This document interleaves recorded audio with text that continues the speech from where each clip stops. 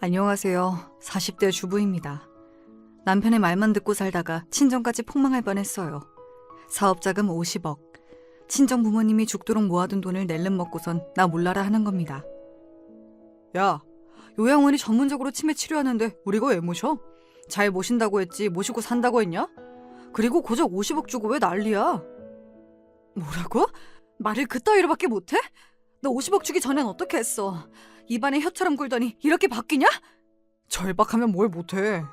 그리고 너 치매 노인이랑 살 거야? 아님 나랑 살 거야? 노선을 잘 정해라. 저렇게 말하는 남편을 가만히 둘 수 있나요? 제대로 복수를 시작했죠.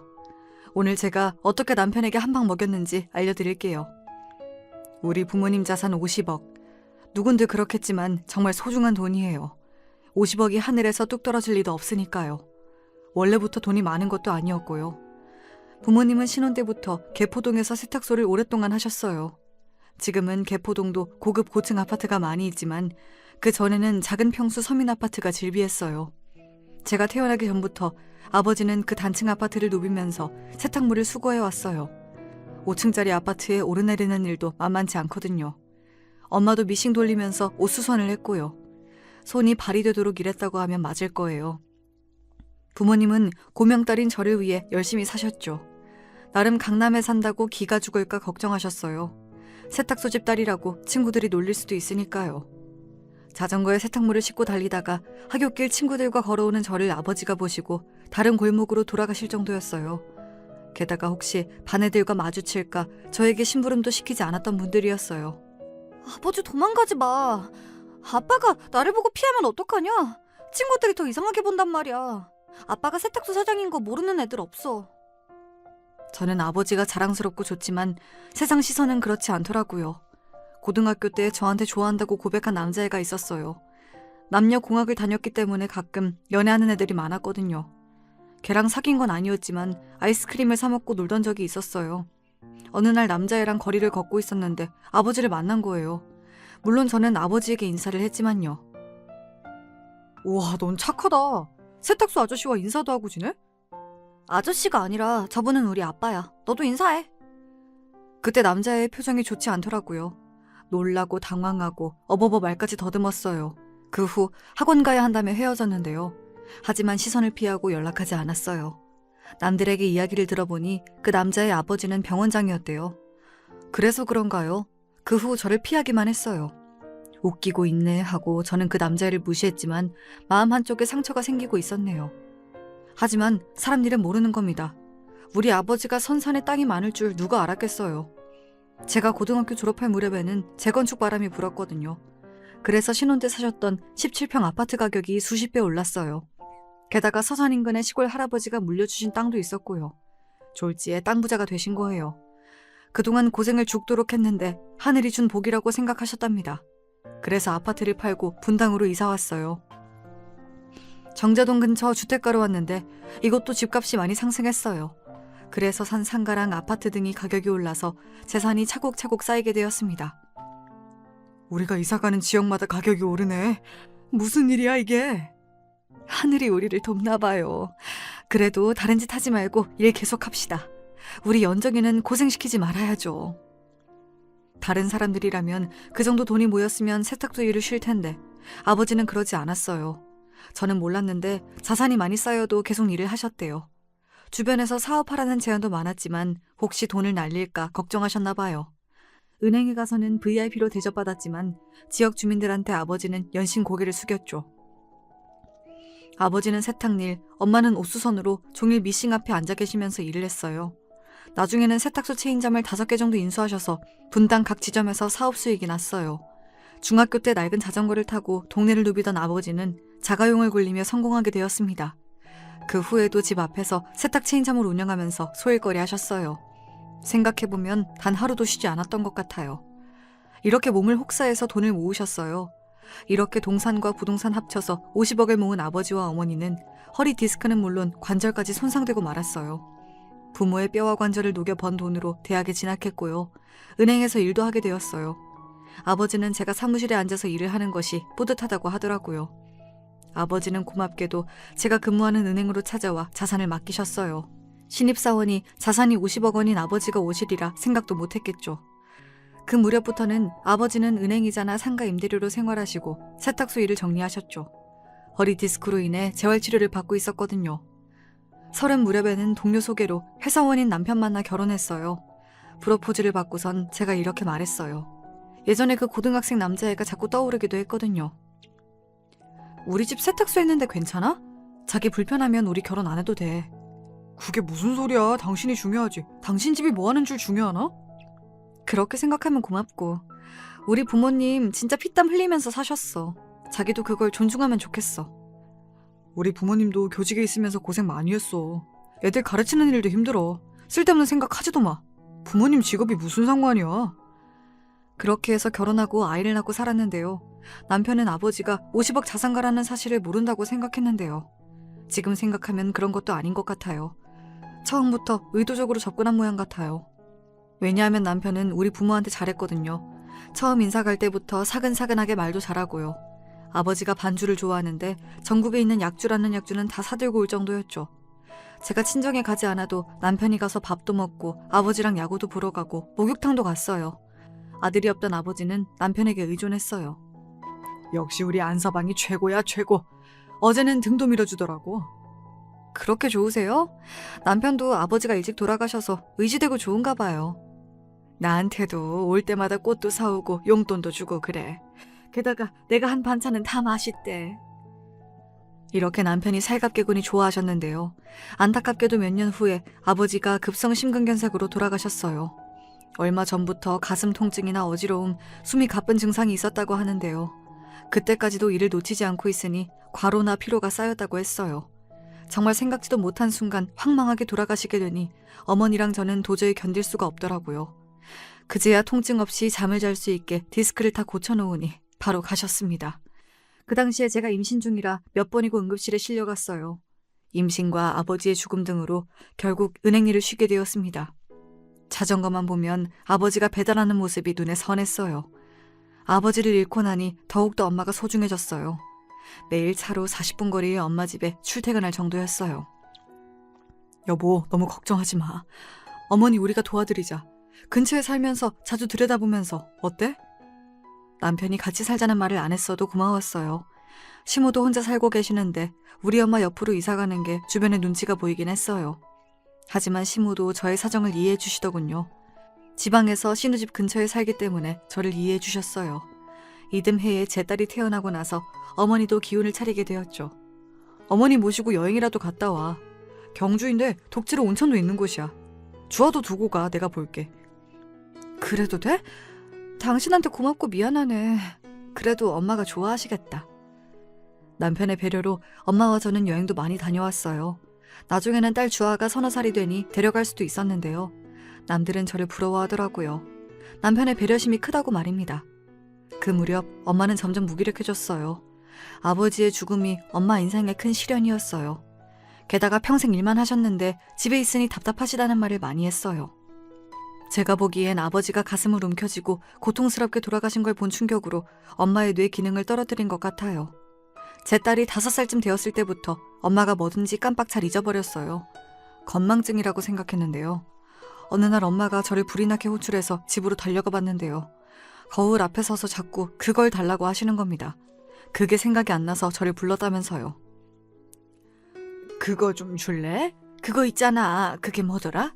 그래, 그거. 엄마 뭐라고 하는 건데? 그거라니. 내가 그렇게 말하면 어떻게 알아요? 그거 있잖아. 머리에다 하는 거. 그게 왜 이렇게 생각이 안 나니? 빚이라는 단어가 생각이 안 나서 한참이나 서 계시더라고요. 저는 그것이 치매라는 생각은 못했어요. 그렇게 가끔 문장이나 단어 때문에 고민하시긴 했어요. 그래도 전 나이 들면 누구나 겪는 문제라고 생각했는데요. 그렇게 몇 년이 지나고 나니 엄마의 증상이 이상하다는 것을 느꼈어요. 어느 날은 개포동 살 때 상가에서 같이 장사하던 분들을 만나고 오신다고 했는데 시간이 한참 지나도 어머니 집에 불이 들어오지 않는 겁니다. 우리 집 베란다에서 보면 엄마가 사는 집이 훤히 보이거든요. 밤 11시가 지나도 돌아오시지 않으니 불안해지기 시작했어요. 엄마가 그날 만났다는 분들의 전화번호는 제가 몰랐거든요. 엄마에게 아무리 전화해도 받질 않아 저는 무슨 일이 생긴 줄 알고 가슴이 철렁했어요.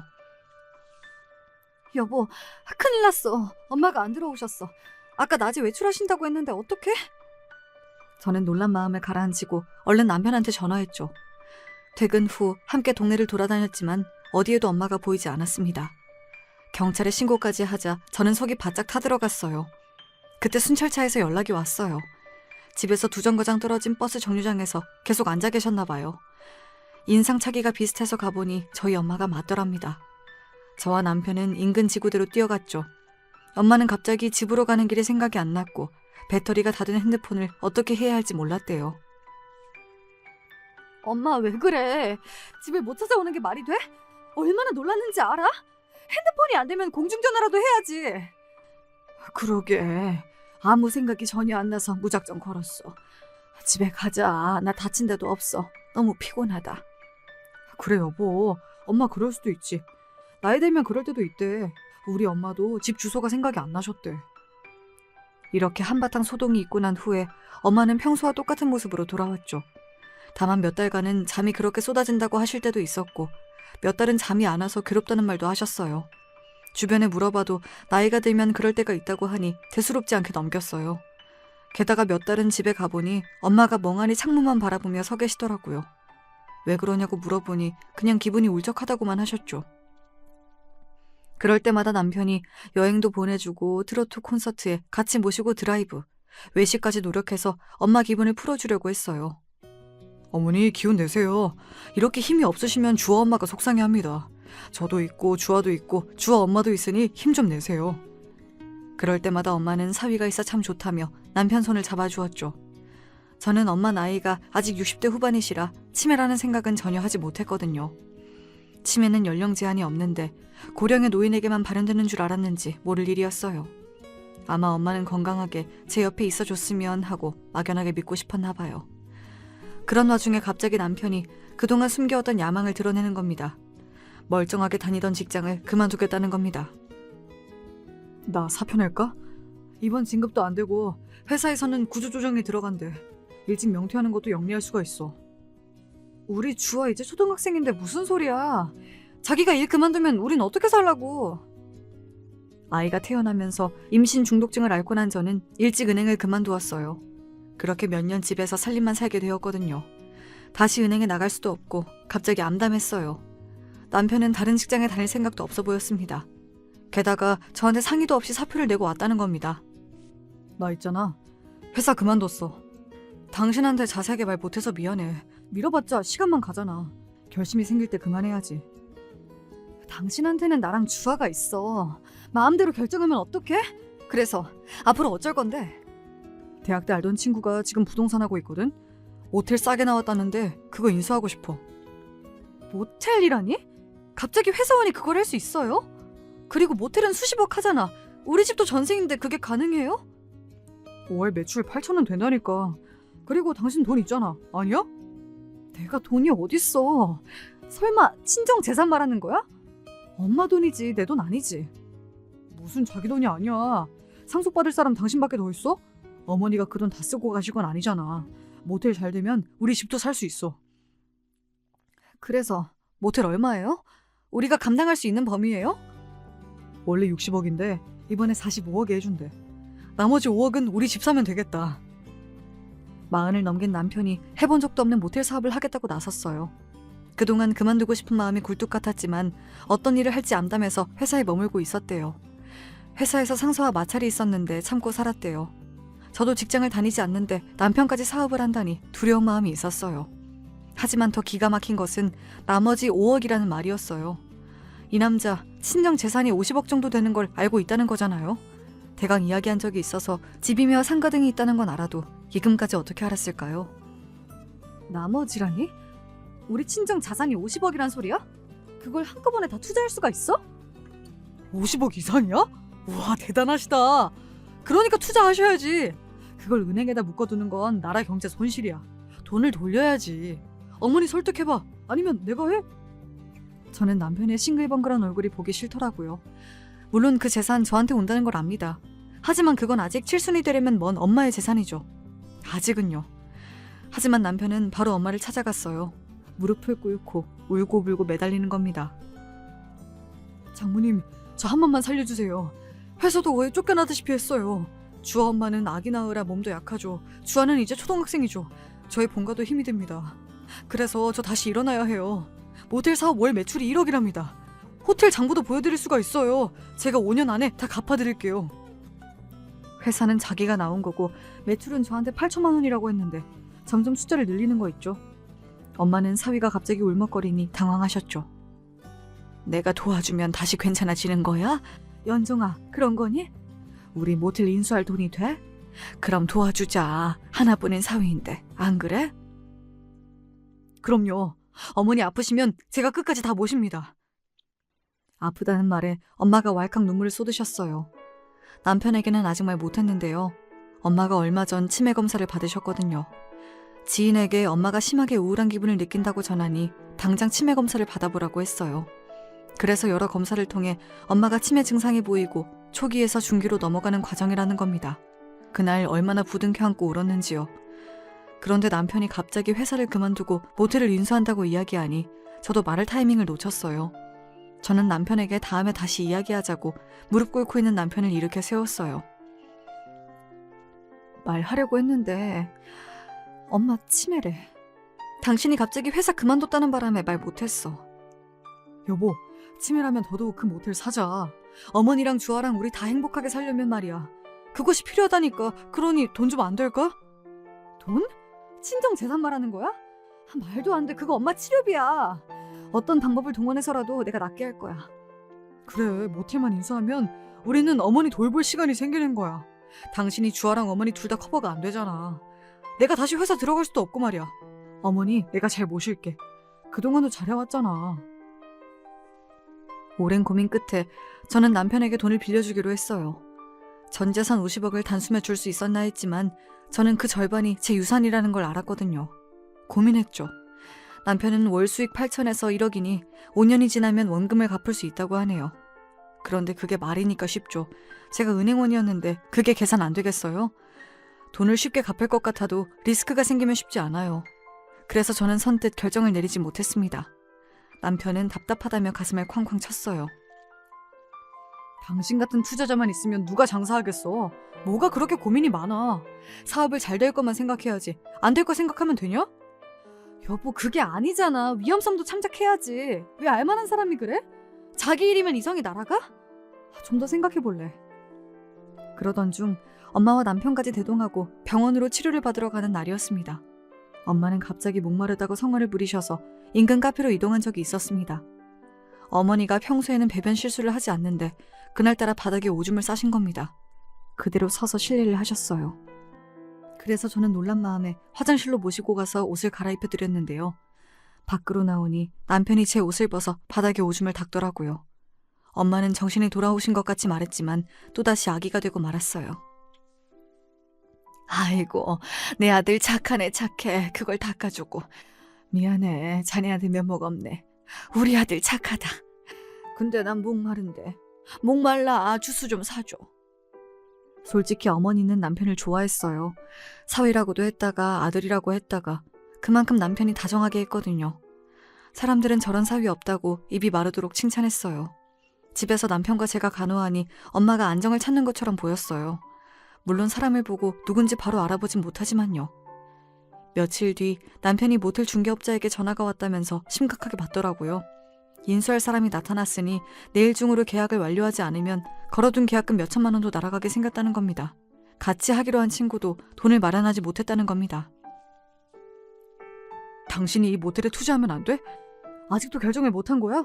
모텔에서 수익금도 많이 나온다고 하니까 어머니 좋은 치료 많이 할 수도 있잖아. 나는 모텔에 대해서 잘 몰라. 우리가 경영하는 거야?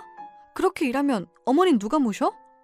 월 수익이 1억 가까이라는데 월급 사장이나 관리인을 둬야지. 매달 1억이면 투자금도 5년 안에 회수된다. 아니야? 그럼 5년 안에 다시 원금을 돌려줘. 알겠지? 이 돈 날리거나 없어지면 정말 속상해. 어쩐지 내가 함부로 쓰기가 어려워서 그래. 어머니 우리가 함께 모시려면 이 모텔 일밖에 없어. 내가 직장을 구해봐. 자기 혼자 감당이 돼? 우리 주아도 손이 많이 가잖아. 남편은 그 당시만 해도 어머니를 함께 돌볼 것처럼 호언장담했어요. 그래서 부동산에 찾아가 모텔에 대한 정보를 들어봤고요. 주변 상권도 조사했죠. 몇 시간 차를 대고 모텔 앞을 서성였는데요. 손님이 제법 많이 들어가더라고요. 밤이 되니 32개의 방에 거의 다 차더라고요. 주말도 아닌데 말이에요. 결국 저는 은행으로 가서 아버지가 상속해주신 돈을 찾아왔어요. 또한 어머니의 이름으로 되어 있는 상가랑 아파트를 담보로 융자를 받아 결국 모텔을 인수했습니다. 어머니 정신이 오락가락했지만 며칠 인지 능력이 돌아올 때도 있었거든요. 어머니는 당연히 사위에게 뭐든 다 해주라고 하시더라고요. 아무리 아프셔도 자기한테 잘해준 것을 잊지 않았나 봅니다. 진짜 고마워. 내가 당신 엄마한테 더 잘할게. 나만 믿어. 엄마의 치매를 온몸으로 아파하며 같이 울어주던 사위에게 엄마는 자산 50억을 투자하기로 마음을 먹었어요. 저한테 상속분을 먼저 예금으로 주셨고요. 나머지 아파트와 상가 등을 이용해 융자 받았어요. 그래서 남편 말대로 집도 사고 모텔도 인수하게 되었죠. 엄마가 그런 결정을 하고 변호사를 통해 여러 공증을 거칠 때는 치매가 없을 정도로 정상적인 상태에서 이루어졌어요. 저는 모텔을 인수했다며 여러 부동산 증명서를 내미는 남편을 보니 왈칵 눈물이 솟았어요. 평생 부모 등골 빼먹다가 이제 남편 사업 자금으로 자산을 처분한 느낌이었거든요. 왜 울어? 나 모텔 인수하면 우리 돈 더 많이 번다니까? 그 돈 우리 엄마 아빠 피땀 모아서 만든 돈이야. 아버지가 살아계시면 좋을 텐데 이런 걱정을 내가 하니 걱정이 많아. 내가 있잖아. 모텔 인수하고 어머니 우리가 계속 모실 건데. 치매가 점점 심하면 우리가 할 수 있을까? 나는 무섭고 자신이 없어. 내가 있잖아. 어머니 우리 아니면 누가 모셔? 내가 다 할게. 저는 그런 말을 해주는 남편이 고마웠어요. 그러면 그럴수록 남편은 부평역 근처에 있다는 모텔의 전경사진을 자꾸 저에게 보여주는 겁니다. 이제 여기서 매출로 부모 자산 다 갚고 우리도 부자가 된다고 말입니다. 남편이 호텔을 인수하고 간단하게 리모델링하고 새 간판을 달고 바빠질 무렵이었어요. 어느 날 갑자기 엄마가 제 얼굴을 못 알아보았어요. 누구냐고 묻더군요. 한참을 기억이 안 돌아오는 겁니다. 엄마를 붙잡고 얼마나 울었는지 몰라요. 시간이 지나자 또 제정신이 돌아오시는지 연정아 배고파 하시는 겁니다. 제가 얼른 상을 차렸는데요. 엄마가 평소에는 바느질을 좋아할 만큼 정적인 분이었어요. 그런데 덤벙거리고 부산하게 행동했어요. 그러다 국그릇을 엎었는데요. 저희는 그 무렵 엄마 집하고 저희 전세금, 자산까지 합쳐 큰 평수의 아파트를 샀어요. 저는 그걸 당연히 엄마를 모시고 사는 걸로 이해했어요. 이사갈 날을 얼마 안 남기고 문제가 터졌어요. 하교하는 딸아이를 데리러 간 사이에 엄마가 집을 나가버렸죠. 의사 말로는 갑자기 나빠질 수가 있다는데 갑자기 안 하던 행동을 계속했어요. 몇 시간을 남편과 함께 헤매며 찾아다녔는데요. 택시를 타고 예전에 살던 개포동까지 갔다고 하네요. 겉으로 봐서는 엄마가 멀쩡해 보이거든요. 연정아, 여기가 어디냐? 정신이 하나도 없어. 근데 아빠는 어디 계셔? 저는 엄마를 보고 목 놓아 울었어요. 평생 고생을 했지만 자산이라도 모아둔 엄마지만 이렇게 아프면 어쩔 도리가 없었어요. 의사는 이사는 나중에 하라고 해서 넓은 집에는 남편과 아이만 짐을 옮기고 제가 엄마 집으로 들어갔어요. 그렇게 시간이 지나 모텔 개업식 날이 되었습니다.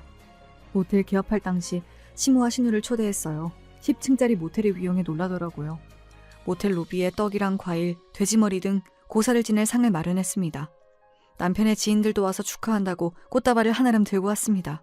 사람들의 감탄과 부러움 속에 모텔 개업식을 끝냈어요. 모텔 매출액이 높다는 말에 곧 재벌은 아니지만 100억대 부자가 되는 것이 아니냐고 말이죠. 개업식을 끝내고 주변 상가를 돌며 떡을 나눠주기도 했어요. 그러다 저는 시모와 신우가 중얼거리는 소리를 듣고 말았습니다. 이 정도면 될 사위 할만하네. 그동안 등신처럼 산다고 했더니만 그 집안에서 이렇게 돈이 많을 줄 알았겠어? 네 오빠가 바보냐? 다 알아보고 결혼했는데 무슨 소리야. 이런 것도 진작 차려줘야지. 10년 머슴처럼 부리더니 이제 해줘? 10년에 50억이면 나쁘지 않지. 안 그래? 제가 들어오는지도 모르고 두 사람은 신나게 떠들고 있었죠. 제가 들어오니 그동안 수고했다며 두 사람은 총총히 사라졌어요. 꺼림칙하여 남편에게 이야기했죠. 대릴 사위니 등신이니 머슴 10년에 50억 이런 표현보다 다 알아보고 결혼했다는 것이 걸렸어요. 아버지가 자산을 제 은행에 맡길 때 은행 지점장 이외에는 아무도 모르게 해달라고 했거든요. 저는 남편에게 이야기했어요. 알아보고 결혼한 것이 무슨 말인지 말을 하라고 했죠. 당신이 좋은 사람인지 알아보라는 거 아니야? 그냥 엄마가 하는 말이지. 아들이라고 나 하나밖에 없는데 장모님 모시고 살면 속상하니까. 당신이 이해해. 그리고 난 정말 당신 집안 보고 결혼한 것 아니야. 그때도 말했지만 회사 사장도 자기 딸 중매하겠다고 했어. 거기가 더 자산이 많거든. 남편이 이렇게 나오니 저도 시모랑 신우의 말을 더 이상 담아두지 않기로 했거든요. 하지만 다신 그런 말이 내 귀에 들리지 않게 해달라고 했죠. 시간이 지나니 모텔은 월 매출이 4천 정도는 꾸준히 나왔어요. 8천은 크리스마스 연휴나 휴가철 등에만 가능한 금액이었나 봐요. 아무튼 전문적으로 경영할 수 있는 월급 사장을 고용하니 오히려 개인 시간이 늘어났고요. 남편이 계속 집에 있으니 저는 딸아이 관리에 신경을 쓸 수가 있었습니다. 주아가 피겨스케이팅에 소질이 있어서 빙상 경기장으로 픽업하러 다녔거든요. 김연아 선수처럼 되고 싶다는데 저는 금메달도 필요 없고 사고 없이 배웠으면 좋겠다고 생각했어요. 공부도 소홀히 하면 안 되기에 끝나고 학원이며 과외, 그리고 스포츠 마사지, 발레, 명상훈련 등도 필요한 부분이라 주아는 24시간이 모자라게 생활했어요. 아직 10살짜리 애를 그 먼 길을 혼자 다니라고 할 수도 없어서 차로 늘 데리고 다녔어요. 아빠보다는 엄마가 편해. 옷 갈아입을 때 여자 탈의실에 들어올 수도 있고, 그리고 아빠는 못하면 코지쌤보다 더 혼을 내는 스타일이라 부담되는데. 딸아이도 완강하게 저를 원하니 저는 주아를, 남편은 제 엄마를 책임지기로 했어요. 그러다가 주아가 발목이 약해져 문제가 생겼다는 말을 듣고 좋다는 병원은 다 쫓아다니기 시작했거든요. 아마 그 무렵이었을 거예요. 주간 데이센터라는 곳에서 전화가 왔어요. 안녕하세요. 장강수님 보호자시죠? 오늘 장강수님이 배가 자꾸 아프다고 하시는데요. 병원에 모시고 가야 할 것 같아요. 엄마 이름은 맞는데 데이케어 센터라니요. 그건 또 어딜까요? 딸아이의 물리치료를 마치는 대로 그 센터로 가보았어요. 치매 노인을 낮 동안 돌보는 민간 업체라고 했어요. 노인들 사이에 앉아있던 엄마가 저를 보고 갑자기 울음을 터뜨리는 게 아니겠어요. 왜 이제 왔냐면서요. 예전에 엄마를 잃어버렸을 때 저는 제 핸드폰 번호를 새겨 목걸이를 만들어준 적이 있었거든요. 유아 미아 방지 목걸이처럼요. 센터 쪽에서는 남편에게 계속 전화해도 받지 않았다고 했어요. 집에서 엄마를 돌보겠다고 저랑 약속했는데 데이케어 센터라니요.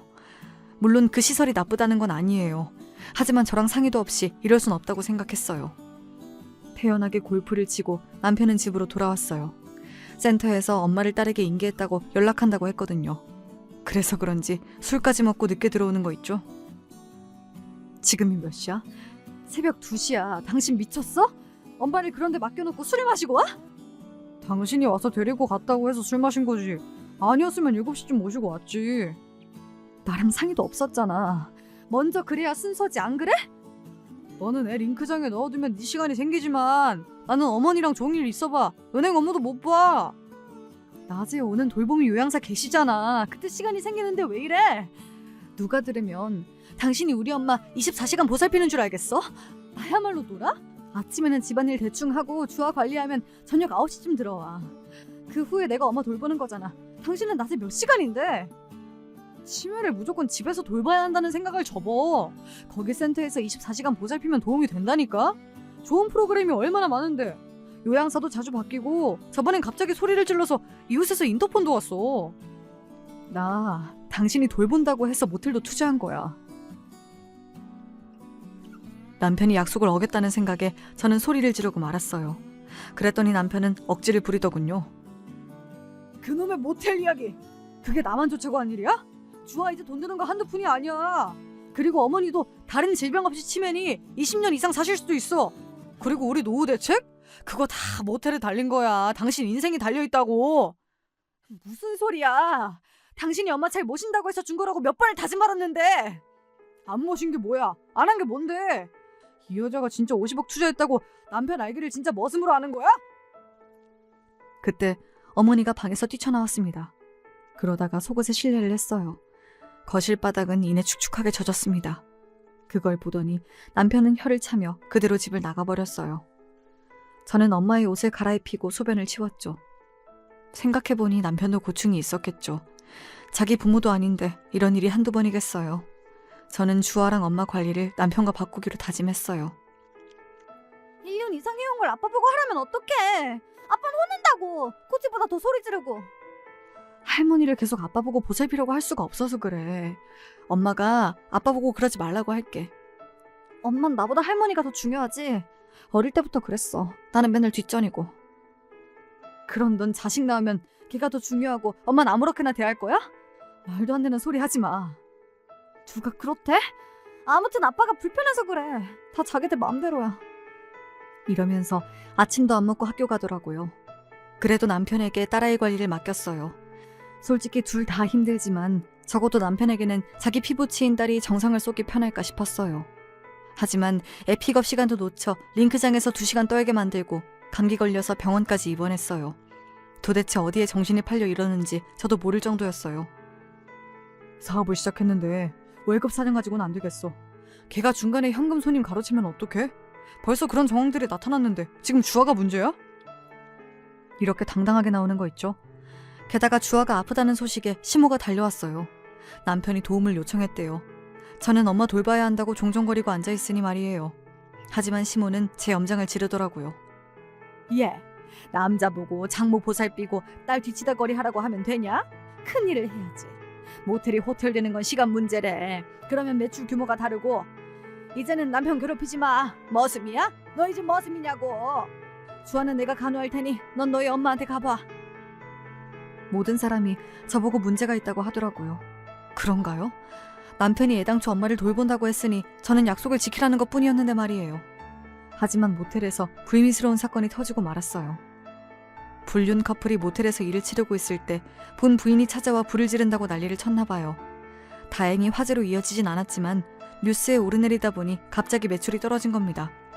게다가 또 다른 불륜 커플이 있었는데 이번에는 남편이 주차장에서 기다렸다가 죽인다고 난리를 쳐서 집단 난투극이 벌어졌대요.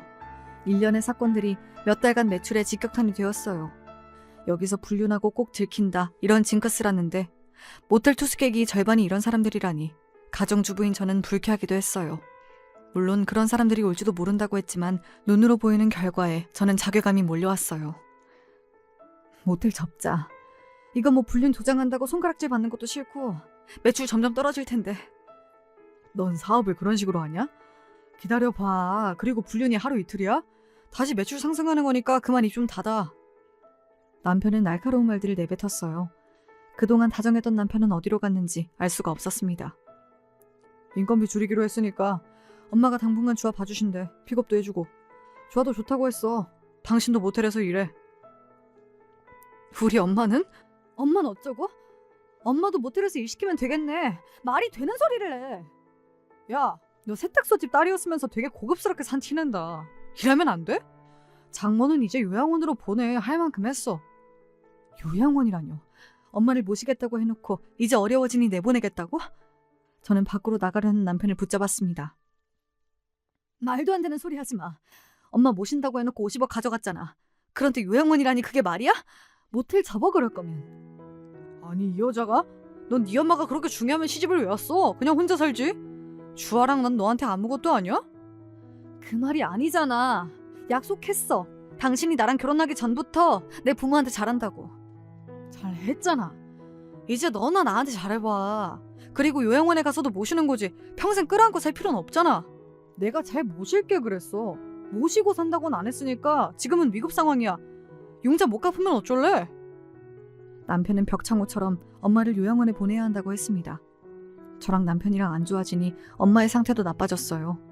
갑자기 저에게 물건을 던지기도 하고 음식에 대한 식탐도 커져서 냉장고 문에 자물쇠를 걸 정도였어요. 모텔은 손님이 뚝 끊기니 관리비가 만만치 않게 들었어요. 이렇게 적자가 계속 진행되다간 엄마의 아파트나 상가 등이 날아갈 수도 있다는 생각이 들었어요. 무엇보다 남편의 태도 변화가 절망적이었습니다. 집까지 큰 평수로 옮겨놓고 엄마를 데려올 생각을 안 하고 있다뇨. 의사도 이제는 불안정해 보이지 않으니 이사를 하라고 했습니다. 주아가 어느 정도 회복이 되었고 전국 선수권 대회라도 나가려면 드는 돈도 많지만 누군가 주아를 관리할 사람이 필요했어요. 저는 엄마를 주간 요양사라도 써서 집에서 모실 생각이었습니다. 그럴 만한 돈이 충분하니까요. 남편이 자산을 가져갔으니 이런 비용까지 마련해야 할 텐데요. 새 집에는 오히려 시모가 편안하게 쉬고 계시면서 제 가슴에 비수를 꽂았습니다. 예, 내가 치매면 요양원에 넘겨. 너희들 고생하는 거 못 보겠다. 너는 네 딸보다 네 엄마가 중요하니? 어떻게 시모가 이런 말을 할까요? 저는 자리에서 벌떡 일어났습니다. 어머니, 그 말씀 명심할게요. 어머니 아프고 병들 때 저는 제 자식만 생각할 테니 얼른 내려가세요. 다시 보고 싶지 않습니다. 얘가? 넌 어디다 화풀이? 내가 뭘 잘못했어? 남편한테 50억이나 투자한 건 엄마 죽을 때까지 모신다고 해서 결정한 일이에요. 근데 이제와 나 몰라라 하는데 어머니가 그렇게 말씀하시면 안 될 일이에요. 돈 필요하니 뭔 말을 못해? 그리고 우리 아들이 네 엄마 모시려고 결혼한 건 아니잖아. 할 만큼 했는데 왜 그래? 그리고 내가 왜 나가? 여기 내 아들 집이야. 네, 그럼 50억 주세요. 그럼 모실게요. 돈 주면 모신다고 약속해서 버린 일이라고 몇 번 말합니까? 됐고, 이 새 집에서 주아 내가 관리할 테니까 너는 너희 엄마 집에 가 있어. 여기도 친정 자산으로 산 거예요. 어머니가 나가세요. 저는 남편과 단판을 지어야겠다고 생각했어요. 다짜고짜 모텔로 찾아갔는데요. 우려와 달리 손님들이 제법 많았습니다. 그때 해고당한 월급 사장이 저에게만 해줄 말이 있다며 잠시 시간을 달라고 하더군요. 회장님이 이상한 말씀을 하시더라고요. 전 중간에 횡령한 적 없습니다. 이 호텔은 원래부터 남녀가 많이 와요. 매출 8천 정도 늘 유지했는데 왜 저를 해고하는지 모르겠어요. 알고 보니 남편이 일부러 저에게 조작된 매출표를 보여준 거였어요. 제가 다달이 5천이라도 친정 자산을 갚으라고 했거든요. 불륜 사건들은 일어난 것이 맞지만 그렇다고 손님이 빠지지 않는다고 했어요. 사모님도 조심하세요. 회장님 이상해요. 돈을 빼돌릴 수도 있어요. 주식하는 것 같던데 여기 사모님 친정 자산으로 매입한 거라면서요. 그럼 사모님이 운영하세요. 왜 남편에게 맡겨요? 제가 도와드릴게요. 명함 드릴 테니 필요하시면 연락하시면 돼요. 저에게 매출 금액을 속이고 모텔이 힘들다고 거짓말하는 남편을 찾을 수 없어 집에 돌아왔어요. 집으로 오는 요양사 간병인이 저한테 그동안 감사했다고 인사를 하더군요. 엄마 어디 갔어요? 엄마가 어디에도 보이지 않아요. 남편분이 모시고 나갔어요. 그 말에 저는 너무 화가 났어요. 당장 전화했더니 엄마를 모시고 요양원에 간다고 하는 겁니다. 저는 당장 차를 돌리라고 했지만 남편은 전화를 끊었어요. 보호자 허락도 없이 엄마를 데리고 갔다고 저는 고발이라도 할 참이었는데 엄마를 태운 남편 차량이 멈췄습니다. 요양원 구경하고 왔어. 시설도 좋던데? 그렇죠 어머니. 우리 거기서 지내볼까요? 남편은 가증스럽게 엄마에게 웃으면서 말하네요. 엄마는 남편의 성화에 못 이긴 척 고개를 끄덕였어요. 피죽도 못 먹은 사람처럼 멀건 얼굴을 한 엄마를 보니 속에서 우라가 치밀었어요. 저는 화가 나서 남편의 뺨을 갈겨버렸어요. 죽어도 거기 안 보내. 너랑 이혼할 거야. 남편은 갑자기 맞은 것에 화가 났는지 대답도 없이 저를 밀치고 사라졌습니다. 저는 늦은 밤이라도 아버지 일을 봐주던 변호사를 만났습니다. 이혼 후 재산을 다 가져오고 싶다고 했어요. 그리고 남편이 매출 전표를 속였고 중간에 횡령한 것도 말해줬어요. 모텔이 제 명의로 되어 있었기에 가능한 일이었죠. 엄마는 정신이 오락가락한 사이에도 모텔 명의만은 제 이름으로 하라고 했죠. 저는 신고하기 전에 남편을 찾았습니다. 월급 사장의 도움으로 남편이 몇 개월 동안 빼돌린 금액이 있다는 증거문서를 내밀었죠. 콩밥 먹기 싫으면 집 내놓고 그대로 나가. 주아는 당연히 내가 키우는 거고. 너 진짜 이혼할 거야? 미쳤구나. 그 모텔 네가 운영하게? 그게 될 것 같아? 검찰에 갈래. 너 같은 사기꾼은 경찰 수사도 필요 없어. 그냥 검찰에 가서 네 자산을 동결시켜야 정신 차리지? 미안해. 엄마 모시자. 됐지? 내가 당신이 빨리 친정 자산 갚으라고 하니까 주식 투자 좀 했지. 그러니까 아파트 두고 나가라고. 그냥 이혼해. 횡령은 넘어갈게. 너 잘났다. 그래 이혼하자. 됐지? 다 두고 나간다. 저는 그날 남몰래 피눈물을 흘렸습니다. 그동안 우리 집에 자란 것도 혹여 자산 때문인가 싶었습니다. 그래서 다음날 저는 남편을 소개해준 동료를 어렵게 찾아가서 물어보니 자기는 제 아버지가 자산이 50억이 있다는 사실도 몰랐답니다. 알고 보니 동료가 아니라 남편이 회사 일로 업무를 볼 때 자기 회사 사장이랑 은행장 이야기를 직접 들었다고 남편이 이실직고하네요. 창구 3번의 직원 아버지, 자산 50억 자산가라고. 그 이야기는 자수성가와 부동산 이야기를 하다가 나온 말이었대요. 어쩐지 남편은 저를 만나고 싶다고 창구 3번에 얼마나 들락거렸는지요. 게다가 그 당시 사귀는 여자도 정리했대요. 그 말을 들으니 배신감으로 한동안 밥맛도 없었어요. 그래, 50억 있는 줄 알고 장인한테 잘했는데 금방 돌아가시더라. 장모는 치매고 그건 내 잘못이 아니지. 내가 뭐 나 혼자 잘 살자고 자산을 탐냈냐? 너랑 주아랑 다 같이 잘 살자고 한 거지. 거기에 왜 우리 엄마를 빼? 엄마 돈이라고 몇 번을 말했는데? 진짜 모신다고 할지 몰랐다. 다들 요양원 보내잖아. 이혼한다고 하면 될 거 아니야. 이러는 거 아닙니까? 하지만 남편의 만행은 여기까지가 아니었어요. 제가 이혼하자고 하니 모텔을 매입 사기라도 치려고 했어요. 모텔을 10억에 판다고 소문을 내놓고 작자가 나타나면 가짜 계약서로 팔고 나서 그 돈 갖고 도망치려고 했다고 해요. 월급 사정이 다급하게 연락이 오지 않았다면 난감할 뻔했어요. 이건 10억 사겠다는 사람이 신고했기에 남편은 경찰서로 끌려갔어요. 저는 남편과 이혼 서류를 작성했어요. 남편은 구치소에서 서류에 사인을 했죠. 모텔은 제 명의였고 집도 제 명의라 무사히 친정 자산을 보존했어요. 결국 사기를 치는 사람은 뭔 짓을 해서라도 경찰에 잡혀가네요. 초범이라 불구속으로 풀려나 저랑 이혼하고 남편은 사라졌어요. 시모는 초반에 남편을 구명하라고 저에게 난리를 쳤지만 저는 눈 하나 깜짝 안 했어요. 병든 엄마랑 저리 가서 살라고 하셨잖아요.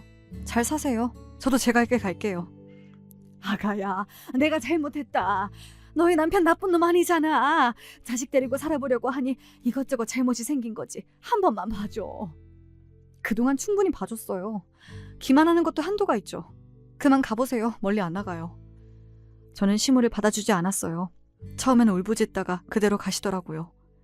이제야 엄마를 큰 집에 모셨고요. 입주 간병인을 구해서 함께 돌봤습니다. 요양원이 나쁘다는 게 아니었어요. 하지만 엄마는 요양원이 아니라 집에서 충분하게 돌봄이 가능한데 굳이 갈 필요가 없는 게 아니겠어요. 특히 남편이 자기가 모신다고 사업 자금을 달라고 했다면 말이에요. 치매는 마음이 편안하면 증상이 심해지지 않을 수가 있대요. 혼자 집에 계실 때는 대변 실수도 하시더니 큰 집에서는 저와 주아까지 있으니 실수 없이 화장실 간다고 이야기하십니다. 주아는 저랑 다른 돌보미를 구해 번갈아 가면서 도움을 주고 있어요. 주아야, 섭섭하게 생각하면 안 돼. 할머니는 엄마 키우느라 고생 많았어. 그래서 엄마가 갚는 거야. 알겠지? 나중에 아빠 볼 날이 있을 거야. 그래도 주아를 끝까지 생각했어. 아빠가 엄마랑 할머니는 버려도 넌 아니었으니까 너무 슬퍼하지 마. 그렇게 말했더니 딸아이도 알겠다며 고개를 끄덕였어요. 모텔을 처분할까 고민했지만 저는 가족 모텔로 바꾸고 싶었어요. 다들 번화가에 무슨 난리냐고 했지만 1, 2층은 가족 단위 음식점, 3, 4층은 카페나 책방들이 들어오게 하고 그 위에는 가족 단위 투숙객 등에게는 할인 서비스를 하기로 했죠. 모텔에 누가 숙박을 하던 자유지만 가족이란 단어 앞에 막상 들어가기 어색할 수 있잖아요. 매출에 커다란 손실이 있어도 주아에게 부끄럽지 않게 살고 싶었어요. 남편의 본심은 50억을 갖는 것은 아닐 수 있어요. 하지만 엄마를 모시기 싫다는 게 저는 더 충격이었어요. 처음부터 잘해주지 말던지요. 다 할 것처럼 해놓고 받을 것 다 받고 약속을 안 지키면 어떡합니까? 남편은 시골에서 모텔 청소를 한다고 해요. 모텔에서 일하고 싶었는데 잘됐다고 생각했어요. 지금까지 제 이야기를 들어주셔서 감사해요. 도깨비 방망이라도 있으면 엄마 안 모신다고 했을 때 늘씬하게 다듬어 줄 텐데요. 그래야 시원한 복수잖아요. 하지만 제 마음속에서 남편은 영원히 지워졌으니 완벽한 복수겠죠. 이야기 들어주신 분들도 댁내 평안하시고 행복하세요.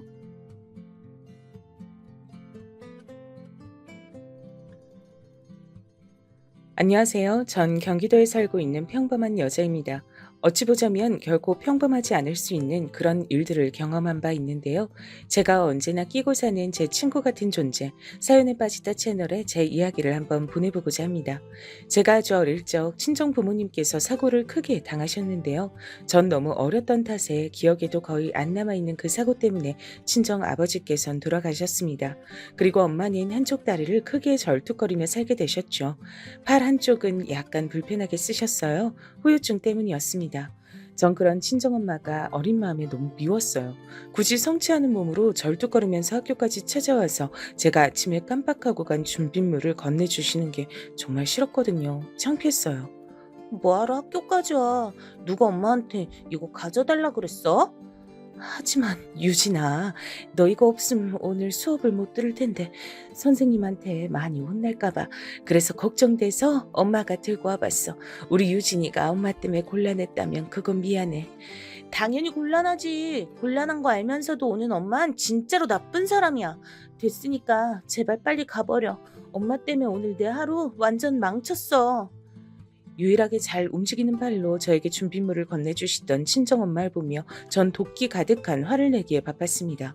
미안해서 어쩔 줄 모르시는 얼굴로 돌아서신 뒤 절뚝거리며 황급히 학교를 빠져나가는 엄마의 뒷모습을 훔쳐보면서도 전 제가 잘못했다고 생각할 줄 모르는 아이였습니다. 당장이 제가 당하는 창피가 우선이었으니까요. 몸 상태가 그러시니 변변한 일자리를 구하실 수가 없었죠. 그래서 작게 분식집을 하셨어요. 정식으로 자리를 얻은 것은 아니었고 원래 그 자리에서 하시던 노부부께서 어느 날 건강이 동시에 악화된 바람에 그 자녀분께서 2년 정도만 이 자리에서 장사를 하시겠냐, 돈은 따로 안 받겠다고 제안을 해주신 걸 수락한 것뿐이었습니다. 나쁜 마음 안 먹고 부지런히 살다 보니까 이런 좋은 기회도 오는구나. 길면 2년이란 기간 동안 정말 열심히 해서 돈 벌어야지. 우리 유진이한테 이쁜 옷도 사주고 비싼 학용품도 사줘야지. 중학교 올라가면 돈이 여러 가지로 들 테니까 저축도 잘 해놓을 거야. 친정엄마가 결의를 다지며 싱글벙글 웃고 계실 때 전 심경이 복잡했어요. 벌써부터 부끄러워서 미칠 것 같았습니다.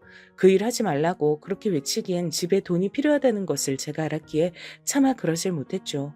대신 엄마가 작은 분식집 안에서 고군분투하시던 모든 나날 동안 그 앞으로는 한 번도 하교를 하지 않았습니다.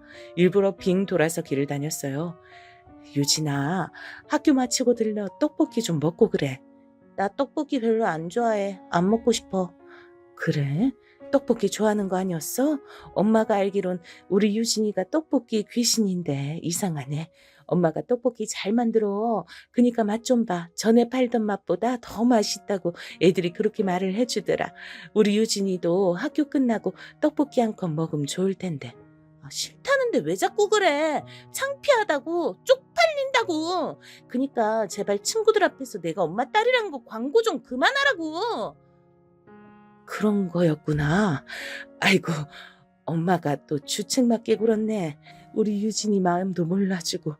엄마가 너무 무심했다, 그치? 엄마가 미안해. 엄마는 매번 저에게 미안하다고 사과를 하셨지만 전 그러는 법이 없었습니다. 성질이 새어나온 눈물 맺힌 눈가에 힘을 주고선 씩씩거리는 게 전부였죠. 엄마를 굳이 이겨먹어야 성이 차는 아이였나 봐요. 왜 그랬을까 모르겠습니다. 절뚝거리며 부지런히 분식집을 오가고 힘겨운 한쪽 발로 조를 하면서 엄만 열심히 돈을 모으셨어요. 그 덕분에 제가 중학교도 멀쩡히 갈 수 있었습니다. 다른 친구들이 다 구매하는 광고에 나오는 브랜드 교복 전문점에서 저도 새 교복을 맞출 수 있었죠. 엄마의 헌신 덕분이었습니다. 그런 것도 고려 안 하고선 전 제 몸보다 한 치수 크기의 교복을 사야 한다고 강력히 주장하신 엄마가 궁상 맞아 보여 싫었습니다. 교복 전문점 사장님께 가격 할인을 받을 수 있는 방법은 없냐고 물어보시는 모습이 창피했습니다. 할인 같은 게 어디 있겠냐면서 제가 날카롭게 쏴붙였고 손등을 반쯤 덮는 긴 교복의 길이에 불만을 품었었죠. 꼴에 사춘기가 됐답시고 얼마나 또 철이 없고 싸가지 없게 굴었던지 몰라요. 공부가 답이고 공부가 미래라는 엄마의 조언을 무시했습니다. 엄마도 공부 못했으면서 왜 나한테만 강요해? 엄만 중졸이잖아. 그랬으면서 맨날 나한텐 공부 타령 지겨워. 공부가 밥 먹여줘? 공부가 결국은 밥을 먹여주는 거야. 그리고 엄만 집안 사정이 워낙 안 좋아서 중학교까지만 나온 거였지만 돌아가신 네 아빠는 고등학교까지 나온 사람이었어. 상황이 따라줬다면 어쩌면 대학까지도 갈 수 있었던 분이셨단다. 머리가 무척 좋았거든. 그래봤자 뭐해. 결국은 대학 안 나오셨잖아. 그리고 일찍 돌아가셨잖아. 공부를 열심히 해봤자 일찍 죽으면 끝이야. 일찍 죽을 줄 알았다면 공부할 시간에 즐겁게 놀 것을 그랬다고 아빠도 후회하셨을걸? 사춘기라는 방패를 두르고서 제가 그런 공격을 가했을 때 엄마가 어떤 표정을 지으셨던가를 기억합니다. 심장이 철렁 내려앉았단 표정, 더없이 상처를 받았단 표정, 바로 그 표정이 제 마음을 캥기게 만들었어요. 그런 표정을 하시고서도 저에게 아무런 비난도 하지 않으시고 조용히 돌아서셨던 친정엄마의 뒷모습이 너무나도 작아 보였습니다. 제가 잘못했다는 생각이 들었어요. 죄송하다는 사과를 할 용기는 없었습니다. 전 엄마의 초라한 뒷모습의 크기보다도 더욱 작은 그릇의 소유자였으니까요. 그 정도밖에 전 안 되는 인물이었던 거예요. 제 마음을 불편하게 만든 엄마를 내심 원망하기도 했습니다. 그래도 양심은 있었는지 그 이후로 엄마께 막말은 뱉지 않았고 농땡이를 피우고 다니는 것도 그만뒀어요. 그 덕분에 인문계 고등학교를 진학할 수 있었고요. 그쯤 되니까 저도 꽤 철이란 게 들기 시작하더군요. 뒤늦게 후회하며 진지한 자세로 공부를 하기 시작했죠. 그러자 꽤 성적이 나오기 시작하더군요. 선생님들의 칭찬도 처음으로 받아봤고 제가 받은 성적표를 슬그머니 엄마의 로션통 옆에 두는 것도 처음으로 해봤습니다. 내용물을 끝까지 아껴 쓰기 위해 거꾸로 뒤집혀 있던 로션통이 어쩐지 제 마음을 아리게 만들었던 것 같아요. 그럴싸한 립스틱 하나 없는 엄마의 화장대는 얼마나 오래되었는지도 가늠하기 어려운 때에 들여놓았던 작은 탁상이었습니다. 며칠 후에 보니까 제 성적표는 탁상의 구석에 몇 권 쌓여있던 친정엄마의 손때가 묻은 서적들 가운데 소중하게 끼워져 있었죠. 힘들고 지칠 때마다 그 모습을 떠올리며 공부를 이어갔던 것 같아요. 꽤 괜찮은 4년제 대학교에 갈 수도 있는 성적이 나왔지만 전액 장학금을 지원해 주겠다고 한 전문대에 최종 입학을 했습니다. 돈도 안 들거니와 취업률이 굉장히 높은 곳이었기 때문이에요. 제가 크나큰 성공을 거둘 수 있었다면 참으로 좋았겠죠. 하지만 그런 건 극소수의 이들에게나 이뤄지는 기적인 것 같았어요. 각 분야의 최고 권위자가 되거나 TV에 나오는 유명인들에게 해당되는 얘기였죠. 전 전문대를 나와서 그저 그런 중소기업에 들어갔습니다. 취업 준비 기간이 따로 들지 않았다는 게 그 전문대를 나온 최고 장점이었던 거예요. 별로 안 친했던 대학 동기들은 노는 것에 맛을 들여서 각자 이상하게 살기 시작했습니다. 대부분이 일찍 사고를 쳐서 혼전 임신으로 결혼을 했다거나 쉽게 돈을 벌기 위해 불법적인 요소가 섞인 일을 시작했다가 폐가 망신을 당하거나 그런 식이었죠. 그래서 전 그들의 경우를 보며 무조건 평범한 길을 추구했습니다. 연애도 쉽사리 하지 않았고요. 평범하게 일상을 살면서 돈을 벌고 저축하고 그러면서 살았어요. 우리 유진이도 이제 슬슬 결혼할 때가 된 것 같은데 짝은 아직이야? 엄마, 일찍 결혼한 애들 중에 결혼 생활이 행복해 보이는 애가 단 한 명도 없더라. 지금 남자친구가 나쁘진 않은데 결혼할 정도인진 확신이 없고 금전적인 부분도 걸리고 그래서 결혼은 아무래도 골치가 아픈 것 같아. 적당히 연애만 하는 게 최고야. 그렇구나. 하긴 네가 보통 야무진 게 아니니까 알아서 잘 생각해서 판단하겠지. 엄만 우리 딸이 행복하기만 하면 돼. 결국은 그걸 원하는 거야. 엄마께서 그렇게 말씀하셨을 때 바보 같았던 저도 엄마가 행복하기만 하면 된다는 본심을 속 안으로만 삼켰습니다. 어렸을 때도 죄송하다는 사과를 입 밖으로 꺼내지 못하고 속으로만 웅얼거렸던 나쁜 습관이 그대로 남아있었던 거예요. 이래서 3살 버릇이 80까지 간다고 하는 걸까요? 나이가 들어서도 어엿한 사회인이면서도 전 엄마 앞에선 어딘가 철없이 구는 면모가 남아있었던 듯 싶네요. 엄마를 향해 내심 죄송하게 생각하는 부분들이 많으니까 속으로 찔려서 괜스레 겸연쩍게 군 것이죠. 이런 제 자신을 진정으로 후회하게 되던 땐 엄마가 쓰러지신 후였습니다. 병원에서 한참을 검사를 받았어요. 그럼에도 원인이 안 나와서 서울의 대학병원을 전전한 끝에 희귀병이라는 허무하고도 절망스러운 진단을 받았습니다. 계속 건강 상태가 악화될 일만 남았는데 뚜렷한 치료법은 아직 안 나와 있고 정기적으로 병원 다니면서 때마다 적절한 약을 쓰는 수밖에 없다고 했어요. 와, 진짜 어쩜 이렇게 한 사람의 인생이 이 지경으로 기구할 수가 있을까 싶어서 엄마를 향해 인간 대 인간으로서 너무 안쓰러운 마음이 들었습니다. 게다가 하나밖에 없는 자식도 고작 저 같은 인물이었죠. 너무 죄송해서 돌아버릴 것 같았어요. 그 날로부터 딱 반년 뒤에 전 결혼식을 올렸습니다. 만나던 남자친구하고 결혼을 해버린 거예요. 살다 보니까 은근히 부모님 건강 문제라든지 그런 것 때문에 결혼을 서둘렀던 사람들이 꽤 있더군요. 저도 그 경우에 해당이 됐습니다. 남편하고 제가 둘 다 나이가 30대였고 만난 지도 꽤 됐으니 언제고 결혼 얘기가 나와도 이상하지 않은 상황이었으나 이상하리 많지 둘 다 결혼엔 미지근한 태도였던 것 같아요. 그럴 만도 했던 게 전 결혼에 썩 긍정적인 입장이 아니었고 남편은 양친이 안 계셨습니다. 별로 결혼에 대한 좋은 생각을 하면서 자라날 환경이 아니었던 겁니다. 날 낳아준 엄마란 사람이 자식들 버리고 집을 나갔을 때가 내가 9살이었고 내 동생 녀석이 고작 5살 때였어. 그래서 난 내 동생을 생각하면 조금 짠한 마음이 들어. 나는 어쨌거나 엄마하고 이런저런 추억이 남아 있는데 동생은 어렸기 때문에 기억이 남은 것도 아무것도 없다고 하거든. 그냥 집안에 남아있던 사진 몇 장으로만 엄마를 본 게 다였어.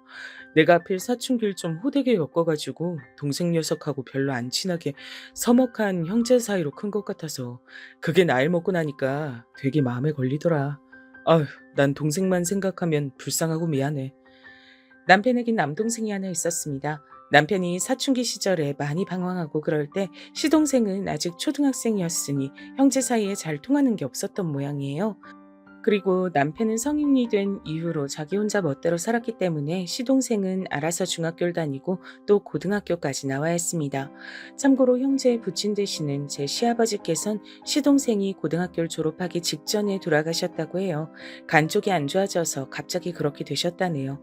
그 이전에도 일은 거의 안 나가시고 술, 담배만 지독하게 해대시며 입만 열면 세상에 대한 비관을 늘어놓는 게 전부셨다고 하니 남편이 어째서 부모에 대한 애틋한 마음이 없을 수밖에 없는지 이해가 갔습니다. 남편은 20대 후반에 들어서 인맥을 통해 꽤 괜찮은 회사에 들어갔다가 그때부터 마음 완전히 다잡고 열심히 일을 하면서 인생을 성실하게 사는 맛을 깨우쳤다 그랬어요. 그러면서 저와 연애도 하게 됐던 것이고요. 남편이나 저나 돈을 많이 모으고 풍족하게 살 조건들은 아니었죠. 어찌 보자면 수준이 아주 비슷했습니다. 그래서 만나는 동안 서로 불편한 게 없었고 서로가 엇비슷하다고 생각했기 때문에 결혼을 별로 입에 올리는 바가 없었습니다. 결혼이 인생을 더 나은 곳으로 이끌어줄 선택지라는 확신이 크게 없었기 때문입니다. 하지만 전 엄마의 희귀병 앞에서 조급해졌고 결혼을 했습니다. 막상 하고 나니까 예상보다 마음이 편안해서 놀랐어요. 이래서 다들 결혼을 하고 사는구나. 결혼하기 전까진 아무리 잘 사귀고 있어도 그냥 교제를 하는 상대일 뿐이었는데 결혼을 하고 나니까 이 남자가 내 가족이 됐어. 이제 남이 아닌 거야. 진짜로 나에게 가족이 하나 더 생긴 거야. 엄마뿐이었던 저의 인생에 다른 가족이 하나 더 생겼다는 실감이 났을 때부터 왠지 모르게 남편의 존재가 더욱 소중하게 여겨졌습니다. 좋아하는 마음은 좋아한다고 말을 뱉고 난 이후부터 진짜로 시작된다는 표현을 들어보셨나요? 제가 마치 그런 현상을 겪고 있었어요. 결혼 전엔 진지한 생각이 없었지만 결혼을 하고 나니까 많은 것들이 귀중하고 애틋하게 여겨졌습니다. 남편에게 최선을 다하며 잘 살아보겠다는 다짐이 저절로 들더군요. 그리고 저에게 새로 생긴 가족은 남편뿐만이 아니었어요. 남편의 유일한 형제인 제 시동생도 해당이 됐고요. 거기에 또 한 명이 더 있었습니다. 시동생의 아내, 제 동서였습니다. 제가 느끼기론 제 남편은 말로만 불쌍하고 미안한 내 동생이라고 하는 거지 막상 행동으로 그것을 드러내는 사람이 아니었어요. 그렇게 할 수 있을 정도로 유연하고 부드러운 사람이 못 됐습니다. 오래 사귀어 봤기 때문에 제가 그런 부분들은 잘 알았죠. 속으로나마 자기 동생을 진짜로 애틋하게 여기는 건지 아닌지도 솔직히 확신이 없었고요. 사람 자체가 잔정이 깊은 스타일은 절대로 아니었어요. 암튼 남편이 자기 동생하고 그저 그렇게 지내는 형국인데 제가 뭐라고 시동생과 절친하게 지내겠나요? 딱히 그럴 건덕지가 없었죠. 시동생이 하도 내향적이고 내성적이며 낯을 가리는 사람이기도 해서 제가 먼저 다가가기도 굉장히 머쓱해졌습니다. 형하고 동생이 그렇게 다르더라고요. 남편도 그렇게까지 말수가 많은 사람은 아닌데 시동생은 자기 형이 말 10마디를 할 때 자긴 간신히 한마디 하는 축이었죠. 여러분, 대리효도라는 말을 혹시 한 번쯤 들어보셨을까요? 결혼하기 전엔 부모한테 제대로 된 효도 한 번을 안 하다가 결혼하고 나서 자기 배우자를 향해 우리 부모한테 효도 좀 해라 이렇게 강요하며 기대하는 현상을 말합니다. 제가 또 시부모님이 안 계신 입장 아니었겠어요? 제가 대리효도를 강요당할 전제 조건 자체가 존재하지 않았는데 참 희한하게 남편이 저한테 그런 걸 기대하더라고요. 부모가 없으니까 자기 동생을 대상으로요. 당신이 상인이한테 휴무 언제냐고 전화 좀 해봐. 또 내가? 왜 자꾸 나보고 전화를 하라 그래? 그리고 휴무 언젠지 그걸 괜히 왜 물어봐? 괜히라니. 휴무 언젠지 물어보면서 그럼 휴무 날 뭐하고 시간 보내는지 어떤 계획 있는지 요새 건강은 좀 괜찮은지 이런 것도 같이 물어볼 수 있잖아. 딱 좋잖아. 그렇게 딱 좋으면 자기가 직접 자기 동생 좀 챙겨. 왜 나한테 자꾸만 시키려고 들어? 내가 하면 어색해서 안 돼. 뭐가 어색해? 그럼 뭐 난 안 어색한가? 형수 전화보단 형 전화를 그쪽에서도 덜 어색하게 여기지 않겠어? 아니야, 우린 안 그래. 형 전화는 한숨 쉬면서 받고 형수 전화는 한숨 안 쉬면서 받을 것 같아. 그러니까 상윤이한테 당신이 전화 좀 해봐. 아, 진짜 맨날 말로만 내 동생 하면서 정작 본인이 직접 하는 건 하나도 없지. 그거 되게 툴툴거리네. 하기 싫으면 하지 마. 전화하지 마. 상현이가 무슨 일 있음 자기가 직접 전화해서 알려주겠지. 소식 없음 아무 일 없다는 뜻일 텐데 굳이 전화하는 것도 웃길 것 같네. 그니까 연락하지 마. 아니, 왜 자긴 갑자기 소리를 지르고 그래? 화를 왜 내? 자긴 꼭 이렇게 다혈질이 발동하더라? 전화 내가 할게. 이따 밥 먹고 나서 좀 여유로울 때 전화하면 되잖아. 그럼 됐지? 제가 이렇게 일단락을 맺으면 남편은 입이 대빨 나와서 투덜투덜 거렸습니다. 그러면서도 본인이 직접 시동생한테 연락을 하겠다고는 안 하는 게 핵심 포인트였어요. 차라리 저희 둘 다 연락을 안 할지언정 본인이 연락을 하겠다는 선택지는 없었습니다. 말로만 떠드는 효도를 요새 아가리 효도라고 한다던데 남편도 그런 유형이었던 거죠. 대상은 부모가 아니라 동생이었지만요. 제가 원래대로 하면 별다른 접점 하나 없이 그저 그렇게 지냈을 법한 시동생과 연락을 종종 하게 됐던 건 남편의 이런 강요 아닌 강요 때문이었습니다. 결혼하고 나서 하나뿐인 가족은 챙기면서 살고는 싶고 그런 생색은 내고 싶은데 본인이 하긴 싫으니까 절 부려먹었죠. 시동생이 되게 무뚝뚝하고 정적인 사람이었어요. 말로는 크게 표현을 안 한 스타일이라고나 할까요? 언제 한 번은 무슨 대화를 하던 도중에 어쩌다 보니까 제가 바로 다음 주가 제 생일이란 얘기를 해버린 적이 있었어요. 아, 그러세요? 형수님 생신이시구나. 별 생각 없이 꺼낸 소린 거 아시죠? 그냥 무시하시면 돼요. 절대로 별 의미 두고 꺼낸 소린 아니었어요. 아, 네, 알겠습니다. 제가 괜히 민망해져서 횡설수설했을 때도 시동생은 단조롭게 반응한 게 끝이었어요. 그래놓고 사흘 뒤에 집으로 무슨 택배가 와서 보니까 식사 대용으로 타먹는 선식이었습니다. 보니까 시동생이 보내준 것이었더라고요. 생각도 못한 터라 깜짝 놀라 연락을 했죠. 아, 그거요. 형하고 타드시라고요. 제가 먹어보니까 그거 꽤 괜찮더라고요. 어머나, 혹시 제 생일이라고 사서 보내주신 거예요? 아닙니다. 그냥 보냈습니다. 에이, 맞잖아요. 제 생일이라는 얘기 듣고 바로 주문하신 거죠? 사실은, 네, 맞습니다. 변변한 게 아니라서 좀 민망하네요. 전화 끊겠습니다. 시동생은 도망을 치듯이 전화를 끊어버렸어요. 되게 민망해하던 그 반응은 절 피식 웃음 짓게 만들었죠. 사람이 좀 뻣뻣해서 그렇지 속은 따뜻하다는 게 겪을수록 느껴졌어요. 속빈 강정하고는 거리가 먼 인물이었습니다. 속에 진심이 가득 차 있었습니다. 솔직히 인물이 좋은 건 아니었는데 볼수록 어딘가 정감이 가는 인상이었어요. 진실된 느낌이 묻어나온다고나 할까요? 게다가 성격이 진중하고 진솔되니까 그런 매력이 또 있었네요. 반면에 남편은 인물이 꽤 괜찮은 편이었습니다. 호쾌한 인상이었거든요. 이런 걸 두고 남편은 시덥지 않은 소리를 종종 뱉었습니다. 당신, 내가 살면서 가장 많이 들어온 소리가 뭐였는 줄 알아? 글쎄, 잘 모르겠는데? 바로 형만한 아우 없단 소리야. 그런 소리를 피식피식 웃으면서 뱉던 꼬라지가 절 어이없게 만들었습니다. 본인이 시동생보다 하여간 더 잘났다고 생각하고 있었죠. 이런 성격의 남편과 진중하고 사뭇 진지하기까지 한 시동생은 서로 잘 맞지 않았습니다. 두 성격이 아예 상극에 가까웠죠. 그래서 만약 시동생만 있었다면 제가 별로 그렇게까지 그쪽과 교류하며 잘 지내는 일은 없었을 거예요. 동서라는 존재가 있었기 때문에 연결고리 역할이 됐습니다. 제가 타고나길 친화적인 성격은 아니에요. 빨리 철이 안 들어서 엄마를 향해 모진 소리를 다 뱉으며 큰 것만 봐도 알 수 있듯이 말입니다. 그런 제가 처음부터 동서는 마음에 들어 했어요. 첫눈에 들어오는 동서의 특색이 있었기 때문입니다. 동서는 한쪽 다리를 살짝 저는 사람이었어요. 그리고 한쪽 볼 아래쪽에 화장으로도 미처 다 가려지지 않는 자국이 있었죠. 그게 화상 자국이라고 하더라고요. 어렸을 때요. 저희 부모님이 맞벌이로 일을 하시다 보니까 무척 바쁘셨는데 그래서 친척 집에 잠깐 맡겨졌던 시절이 있었어요. 그런데 하필 그때 친척 집에 화재가 났던 거예요. 워낙 어렸을 때였으니까 그때 기억이 선명하진 않아도 많이 다쳐서 고생했던 것만은 생생하게 머릿속에 남아있네요. 아프다고 자주 울었던 것 같아요. 세상에, 동서 너무 안 됐다. 얼마나 아프고 힘들었을까. 친척들이 일부러 집에 불을 지른 건 아니라고 하지만 그래도 혹시 같이 살던 친척들이 원망스럽진 않았어? 나였다면 친척들도 원망스러웠을 테고 날 거기다 맡겨둔 부모님도 미웠을 것 같아. 아니요. 별로 그런 원망은 안 해봤어요. 그냥 제가 남들보다 조금 운이 나쁜 사람이라고만 생각하면서 살았어요.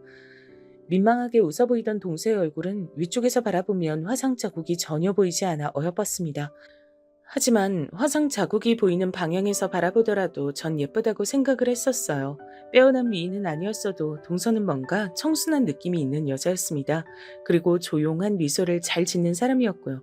화재에 휘말려 크게 다쳤던 동서는 한쪽 다리의 통증을 이따금씩 느끼게 됐대요.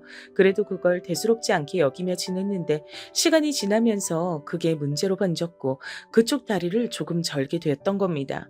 특히나 중학교 시절부터 하필 다리가 그렇게 돼서 사춘기 때 마음고생을 알게 모르게 많이 한 모양이었어요. 친구들 사이에서 저에 대한 뒷말이 나오는 거, 비웃음이나 놀림당하는 거, 이런 거 나중 되니까 인이 박혀서 참을 만했던 것 같아요. 시간이 좀 지나서 일전에 절 놀렸던 친구들이 저에게 다가와서 전엔 미안했다고 사과를 한 경우도 있었고요. 그래서 버틸만 했는데요. 저희 부모님 앞에서 아무렇지 않은 척 싹싹하게 구는 거, 그게 가장 힘들었던 것 같네요. 저 때문에 힘들어하실까봐 전 그 앞에서 한 번도 힘들다는 내색을 못하면서 살아왔어요. 동서는 그렇듯 내면에 어쩔 수 없는 그늘을 지니며 살아온 사람이었습니다. 양친을 잃고 하나뿐인 형과 별로 친밀하지도 않게 살아온 시동생하고 둘이 뭔가 통하는 구석이 있었던 모양이더라고요. 동서가 말하길 시동생하고 결혼한다고 했을 때 사실 집에서 반대도 겪었다고 했습니다. 네가 뭐가 부족해서 그런 인물하고 결혼을 하느냐고 저희 부모님께서 그런 말씀을 얼마나 하셨던지 몰라요. 제가 너무 씩씩하게 아무렇지 않게 굴면서 지내왔더니 제가 정말 아무 부족한 점이 없는 딸이 줄. 그 두 분은 어느새 착각을 하게 되신 모양이었죠. 기분이 참 씁쓸하더라고요. 그래도 자식 이기는 부모 없다고 결혼 허락해 주셔서 제가 이렇게 지내고 있으니 정말 다행이죠. 조용하고 재미없긴 해도 저만 바라봐주는 남자하고 결혼해서 전 행복해요. 결혼 잘했다 싶어요. 그랬구나. 자식이 아무리 좋은 배우자감을 데리고 와도 자기 자식이 더 아깝게 느껴지시는 게 부모 마음이라잖아. 그래서 아마 동수한테 그러셨을 거야. 형님한텐 자꾸 이런저런 얘기를 다 하게 되네요. 형님이 편하게 절 대해주셔서 그런가 봐요. 제가 혹시 너무 주제넘게 구는 건 아니겠죠? 만약 그렇다면 형님이 슬쩍 저한테 눈치 좀 주세요. 절대 아니야.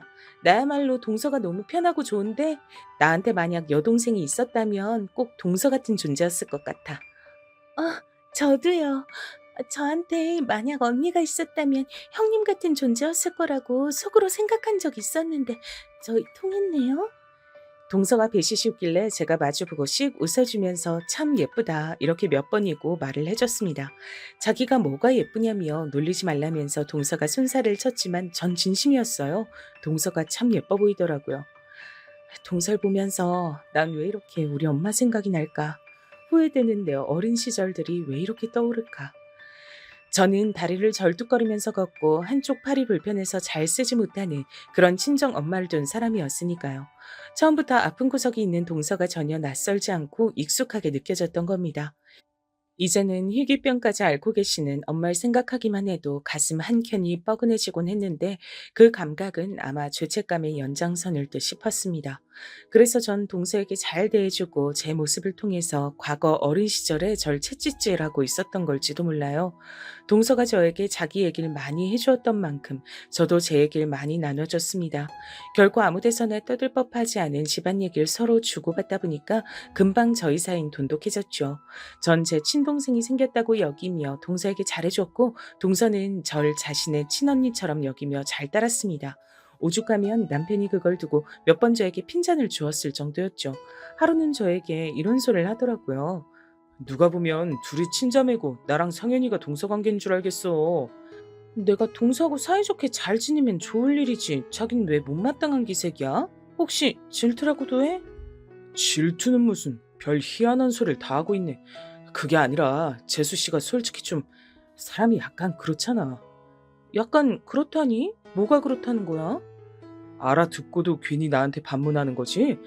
재수 씨 몸이 좀 그렇잖아. 걷는 것도 좀 그렇고 얼굴도 한쪽에 화상 자국이 제법 크게 있고 여러모로 좀 그런 사람인데 당신이 그렇게 재수 씨하고 금방 친해질 줄 난 몰랐지. 재수 씨는 딱 보니까 성격도 너무 조용하더만. 상현이하고 둘이 부부가 무슨 아주 판박이야. 글쎄, 동선 내 앞에서 말도 잘하고 별로 안 조용한데 천천히 걸으면 다리 저는 것도 크게 표시 안 나고 화장 진하게 하는 날이면 얼굴에 화상 자국 있는지 없는지 언뜻 보면 헷갈릴 정도야. 그런 사람인데 뭐가 어떻다고. 당신은 말을 그렇게 하냐. 웃긴다. 당신이 이러니까 동서가 당신 앞에선 일부러 조용하게 구는 거 아닐까? 뭐라고? 하여간 성질머리가 이렇게 얌전하지 못해서야.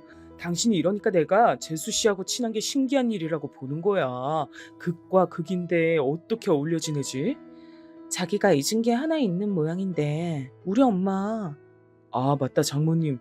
좀 여러모로 불편하신 분이었지? 재수 씨하고 같은 소속이네. 그러게, 이제 이해가 간다. 남자들은 원래 저렇게 배려심 없이 말을 찍찍 뱉는 건가 싶었습니다. 같은 소속이라고 표현을 하는 것도 너무 사람이 저급해 보였어요. 제가 결혼해서 잘 지내고 있다며 엄마께서는 이 점을 뿌듯해 하셨고 그 덕에 언제 죽어도 여한이 없다고 말씀하실 정도였지만 솔직히 저는 남편을 사랑하는 것과는 별개로 시간이 지날수록 인간적인 실망을 많이 느꼈습니다. 남편이 너무 세상을 바라보는 시간이 편협한 인물 같았고 말을 막 하는 경향이 있었기 때문이에요.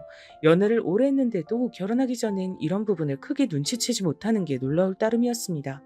시동생하고는 워낙 오래 정감 없이 지내온 형제 사이라서 별 수 없다고 쳐도 동서한테만이라도 만나면 인사하느라도 다정하게 하고 태도를 좀 상냥하게 해달라고 이런 말을 제가 굳이 남편한테 해서 알려줘야 했어요.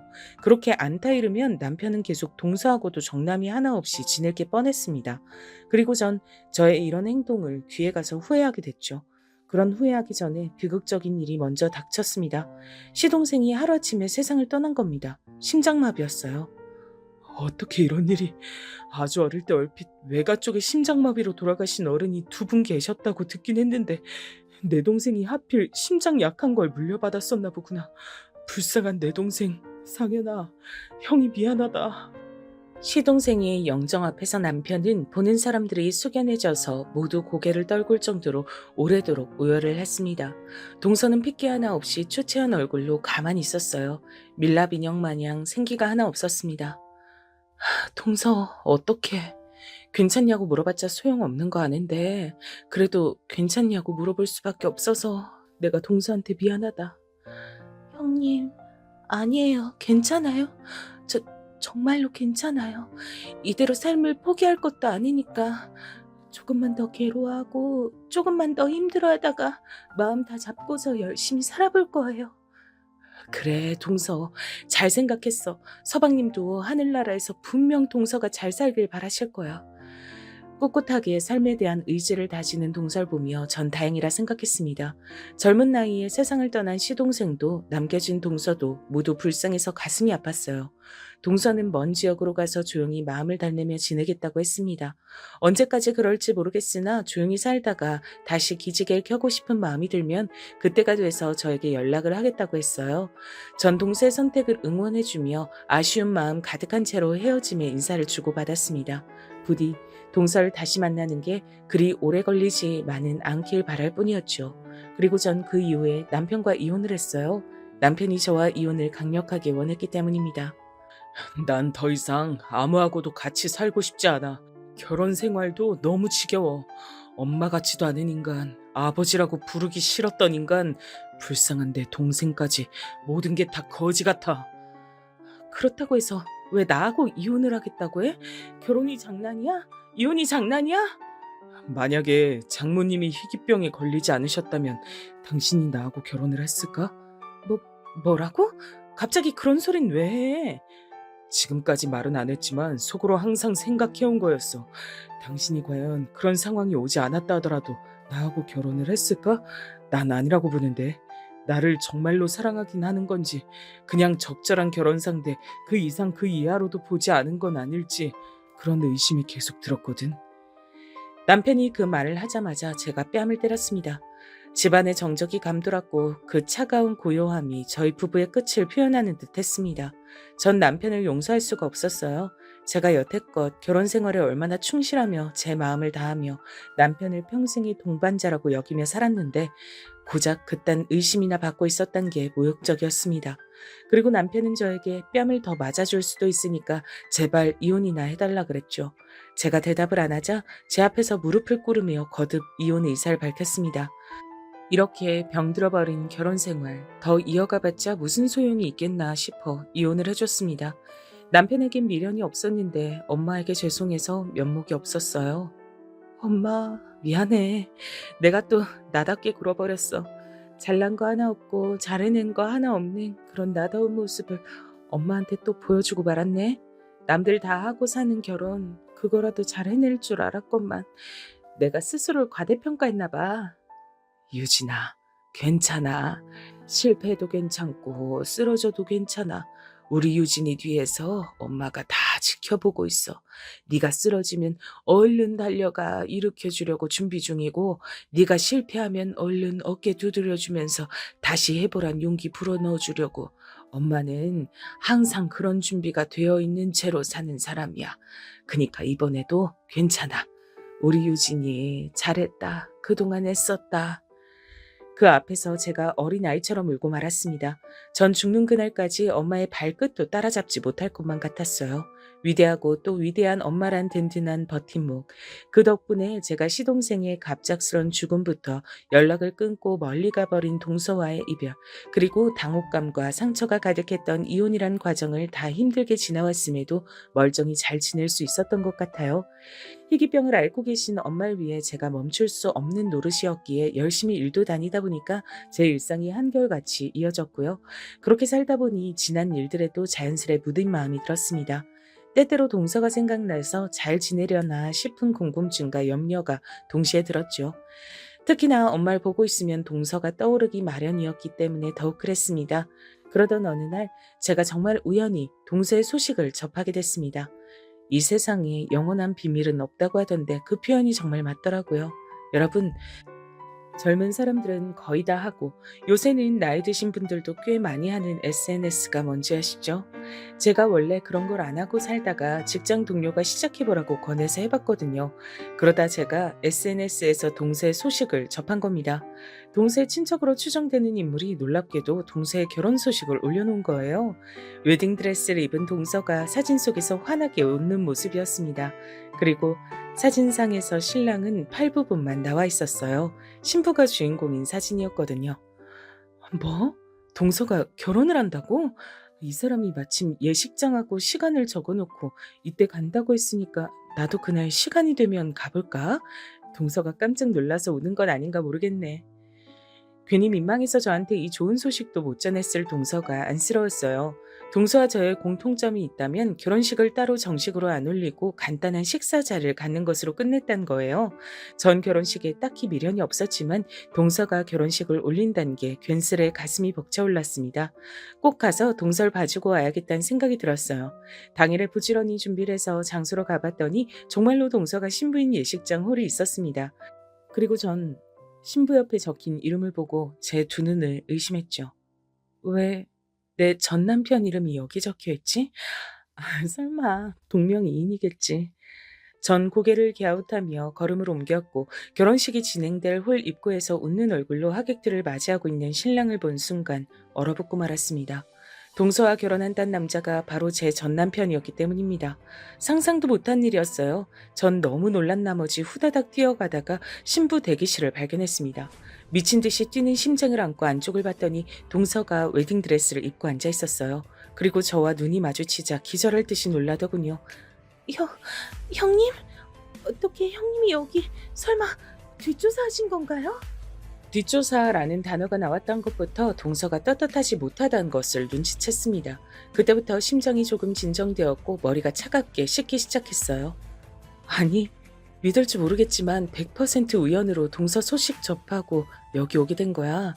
근데 동서 오늘 누구하고 결혼해? 설마 내가 잘 아는 사람 아니겠지? 형님, 죄송해요. 어쩌다 보니 이렇게 되고 말았습니다. 사람 마음이란 게 생각처럼 움직이는 게 아니잖아요. 죄송하니까 너그럽게 봐주세요. 오늘 결혼식 날이잖아요. 조용히 가주시면 제가 다음에 연락드리고 찾아뵐게요. 뭐? 죄송하니까 봐달라고? 와, 진짜 어이가 없다. 내가 알던 동서가 맞아? 사람이 아주 딴판인데 지금까지 연락 한 통 없었고 내 전 남편하고 결혼 준비를 하고 있었으면서 잘도 다음에 연락을 주겠다. 그 말을 지금 나보고 믿으란 거야? 어떻게 자기 죽은 남편의 형하고 결혼할 마음이 들었어? 아니 이게 지금 가능하기나 한 일이야? 세상 사람들한테 돌팔매질 당하고 쌍욕 먹을 결혼이야 이거. 근데 뭐가 그렇게 자랑스러워서 결혼까지 올려? 왜요? 전 결혼식 올리면 안 돼요? 얼굴에 화상 자국 있고 다리 좀 절면 결혼식도 올리면 안 되나요? 혼인신고할 생각도 딱히 없고 그냥 결혼식 올린 다음에 둘이서 알콩달콩 살고 싶은 마음이었어요. 이게 그렇게 큰 욕심도 아니잖아요. 세상에 이해? 필요 없어요. 갑자기 눈빛이 돌변한 동서의 얘기를 듣고 전 어릴 적에 어떤 어른께서 저에게 해주셨던 말씀이 떠올랐습니다. 몸이 불편한 사람들이 대체로 갖고 있는 것, 바로 그것을 저희 엄마께서는 희한하게 가지고 계시지 않아 그것이 신기하고 존경스럽다는 얘기였어요. 그건 바로 자격지심이었습니다. 전 지금 동서의 얼굴에서 자격지심을 보고만 참이었어요. 동서, 이거 하나만 좀 물어보자. 왜 하필 그 인간이야? 왜 내 전 남편 같은 인간이냐고. 동서한테는 시숙이었잖아. 근데 왜 이런 추잡한 관계를 맺을 생각을 한 거야? 그 인간이 먼저 동서한테 수작을 부리던? 그 인간이 동서 보고 몸 불편한 사람이라고 얼마나 낮잡아봤었는데, 동서 만약에 속은 거라면 정신 차려. 절 바보로 하시네요. 수작질에 넘어가는 바보라고. 형님이야말로 전 약 보고 계시는 중이네요. 형님, 이런 판국이니까 솔직하게 말씀드릴게요. 전 오빠가 잘생겨서 좋았어요. 당당하고 활기차서 좋았어요. 저도 그런 남자랑 결혼해서 살아보고 싶었어요. 형님처럼 두 다리 멀쩡하고 얼굴 피부가 매끈한 사람만 그런 남자랑 결혼하는 법이 있어요? 동서가 씩씩거렸고 전 기가 막혀서 말문이 턱 막힌 채로 허탈하게 웃으며 돌아섰습니다. 동서는 혹시 제가 깽판이라도 칠까봐 불안한 눈빛으로 절 끝까지 주시했죠. 전 이 황당한 상황을 정리하고 싶어 일단은 화장실에 들어갔어요. 근데 세면대 앞에 있던 여자들이 대화를 주고받고 있었습니다. 듣자 하니까 다들 하객 알바를 하러 온 모양이었죠. 그럼 그렇지 떳떳하지 않은 결혼식이라 죄다 하객 알바를 고용한 것이었습니다. 이제 어떻게 해야 하는지 고민하던 저는 문득 화장실에 장애인 전용 칸을 바라보다 친정 엄마를 떠올렸습니다. 갑자기 오늘 이 순간을 후회로 남기고 싶지 않아지더라고요. 고작 나가서 홀 안에 신랑 측 하객들을 살펴봤어요. 이쪽도 하객 알바로 가득했지만 느낌상 전 남편의 직장 동료들로 추정되는 인물들도 꽤 있었습니다. 직장 동료들 앞에서 결혼식을 올릴 생각으로 뿌듯한 미소를 짓고 있는 전 남편을 슬쩍 쳐다본 뒤 전 예식장 밖으로 나가 케찹을 구입했습니다. 토마토 케찹 2개를 구입해서 그걸 들고 성큼성큼 예식장 홀로 들어섰죠. 상간녀 상간남의 결혼식장에서 폭로를 잘못했다가 명예훼손인지 뭔지 하는 걸로 고소당했다는 일화를 인터넷에서 본 게 떠올랐어요. 그래서 전 제가 할 수 있는 선 안에서 최선을 다하기로 했습니다. 혹시라도 제가 난리를 칠까봐 그게 걱정이었던 건지 동서가 파리해진 안색으로 신부 대기실에 있다가 이제 신부 입장을 위해 이동하려던 참이었습니다. 저는 조금의 망설임도 없이 그쪽으로 다가가서 케찹을 발사했어요. 안 돼, 내 드레스. 미안해. 내 손이 미끄러졌어. 저녁 식재료로 산 건데. 아까워라. 세탁비 물어줘야겠다. 얼마야? 5만 원? 10만 원? 형님, 미치셨어요? 이제 이걸 어떡하란 거예요? 하얀 드레스에 빨간 오물이 묻다니. 아무래도 그쪽만 묻은 건 너무 튀니까 다른 쪽도 다 뿌리는 게 낫겠다. 그러면서 전 케찹을 더 뿌렸습니다. 거대한 웨딩드레스에 갇힌 동서의 몸은 절 피할 수 없었고 비명을 지르며 저에게 당하는 수밖에 없었습니다. 예식장 직원들이 모두 기함을 하는 사이 저는 걸음을 옮겨서 홀 안으로 향했어요. 마침 신랑 입장 순서 직전이었습니다. 전 씩씩하게 걸음을 옮기려던 남편에게 다가가서 거침없이 나머지 케찹을 확 뿌렸습니다. 얼굴을 향해 뿌렸는데 가슴팍으로 조준이 됐더라고요. 고맙게도 옷 중에서 그 부분만 하얀색이었기에 단번에 망쳐놓을 수 있었죠. 이게 대체 무슨... 당신... 아니 어떻게... 그건 내가 묻고 싶은 말이다 인간아. 어떻게 하면 대체 자기 죽은 동생의 아내하고 결혼식을 올릴 마음이 들었어? 주둥이로만 허구한 날 불쌍한 내 동생 이지랄 하면서 행동으로는 한 번도 자기 동생 안 챙길 때부터 내가 그 썩은 인성 알아보긴 했었지. 하늘에서 네 동생이 널 저주하고 있을 거다 이 양심 없는 미친놈아. 비록 하객 알바로 가득한 곳이었지만 모두가 깜짝 놀라 짧은 비명을 지르며 자리에서 벌떡 일어나길래 제가 아주 뿌듯해졌죠. 전 남편은 제가 뿌린 토마토 케찹보다도 더 붉어진 얼굴로 입술을 꽉 깨문 채였습니다. 내가 이래서 너하고 이혼한 거야. 고분고분하고 참하고 남자의 보호 본능을 자극하는 여자하고 살고 싶지. 너처럼 할 말 다 하고 성질머리 드센 여자하고는 더 안 살고 싶더라고. 전 남편이 이새로 그렇게 중얼거리길래 전 아주 큰 목소리로 대답을 해줬어요. 뭐라고? 재수 씨랑 결혼하고 싶어서 나하고 억지로 용을 쓰고 이혼한 거라고? 세상에, 자기 재수 씨랑 결혼하기 위해서 아내를 버리는 남자도 있구나. 그런 쓰레기랑 내가 결혼 생활을 했었다니. 아유, 어쩐지 이혼하고 나서도 한동안 몸에서 쓰레기 냄새가 안 빠지던데 그게 다 네 놈 때문이었구나. 이제 전 남편의 얼굴은 터질 듯하였고 당장이라도 절 한 대 치고 싶어서 어쩔 줄 모르는 것 같았습니다. 전 피식 웃으며 홀가분하게 돌아섰어요. 신부 대기실 쪽에서 엉엉 우는 동생 소리가 들려왔습니다. 설마 이 정도 각오도 안 하고서 붙어먹었던 거야? 진짜 이해가 안 되는 년놈들이야. 전 고개를 절레절레 저으며 예식장을 빠져나왔습니다. 집으로 돌아가자 엄마께서 주말에 무슨 약속이 있어서 나갔다 왔는지 물어보셨는데 전 바로 대답은 않고 평생 안 하던 짓을 해버렸어요. 엄마의 앉은 무릎을 베고 누워버렸던 겁니다. 제 행동에 놀라시던 엄마께서 이내 웃으시며 제 머리칼을 만져주셨어요. 역시 엄마가 최고란 생각이 들었네요.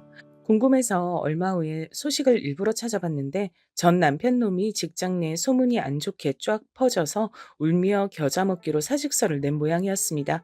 알고 보니 사고방식 한번 끝내주게 독특했던 제 동생이었던 그 인간은 전 남편하고 얼마 뒤에 헤어진 뒤 거처를 멀리 옮긴 듯 했고요.